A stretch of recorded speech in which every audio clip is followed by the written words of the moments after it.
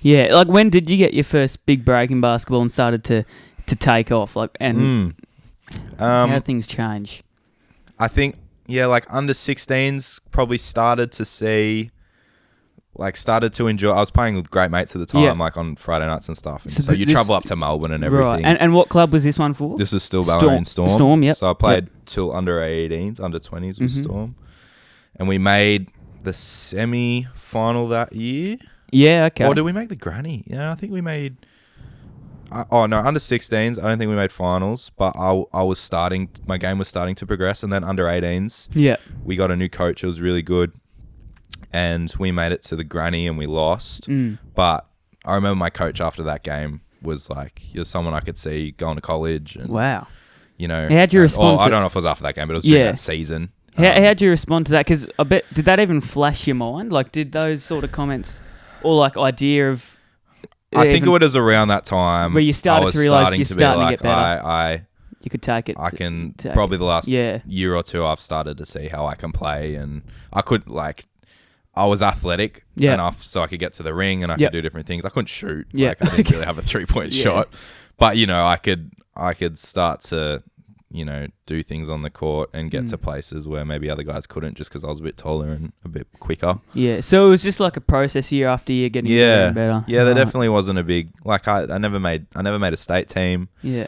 I didn't go because...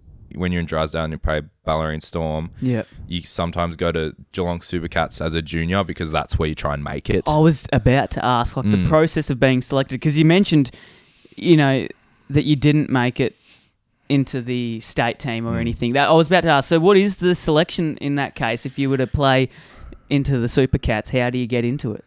As in, to Geelong? Geelong Supercats. So I guess, there was a few years of playing at Ballarat and then... I must have been 16 or 17. And I think all through this time, I was also playing in Geelong social team. Okay. So the men, I played with Dad a little bit in Geelong in men's comp. And then the Division 1 Christian College team, that was the men's team in Geelong, asked me to play for him as well. And I was still pretty young at this time. So that was really the development of my game, was those nights. Because you had guys who were playing... NBL 1, which was Siebel at the time in that comp.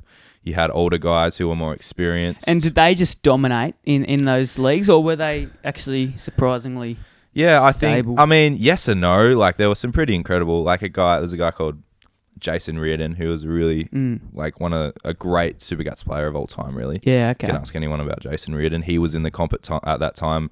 Nathan Herbert, who was a Supergats player, Nick Owusu. So these guys would play in this comp. Yeah, right. And so there were people like me who were 16 at the time, 17.